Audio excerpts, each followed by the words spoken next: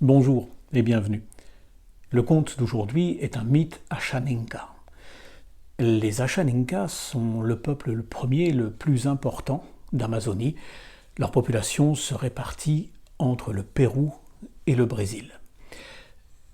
Ce mythe, il est passionnant parce qu'il nous renvoie à notre propre mythe de l'homme et de la femme et cette domination masculine que l'Occident connaît depuis des siècles, qui commence par simplement la naissance de la femme du corps de l'homme. La femme est une partie de l'homme, elle lui est donc inférieure.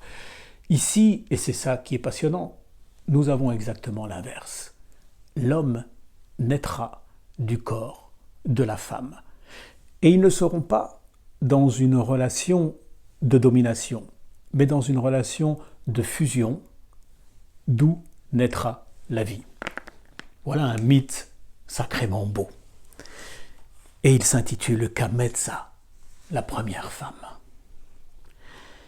Elle s'appelait Kamezza, ce qui signifie la merveille. Elle fut pour le peuple Ashaninka le premier être humain sur terre.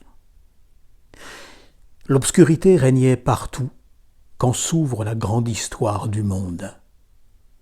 La lune était un morceau de bois mort et tout était de cendre ici-bas. De cendre les fleuves et les vallées, comme la jungle profonde et les vagues lourdes de l'océan. De cendre encore les oiseaux noirs aux ailes déployées dans le vent. Puis un éclair fendit un arbre. Du tronc blessé du vieux pommier jaillit la belle Kamezza. Elle vint à la vie sans souvenir. À peine née, elle fut en quête. De quoi? Elle ne savait pas. Une soif la poussait toujours à errer dans la nuit glaciale. Elle s'arrêta près d'un ruisseau.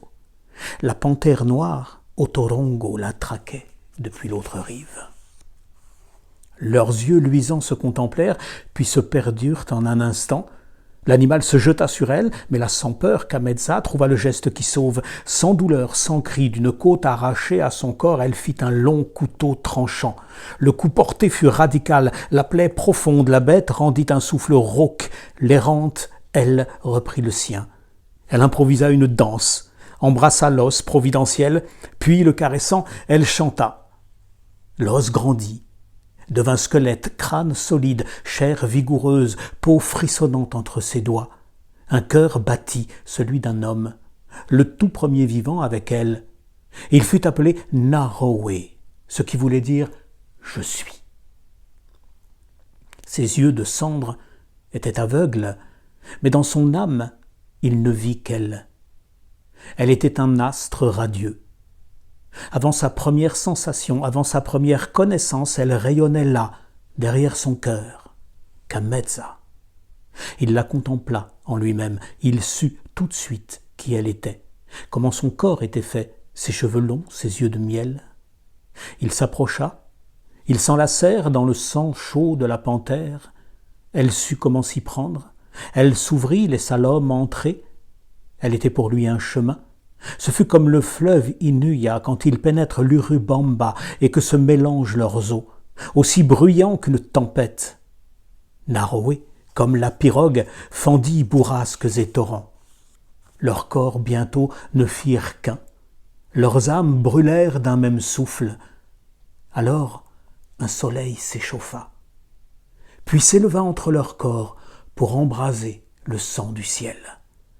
Ainsi, dans l'aube de leur amour fut enfantée toute la lumière.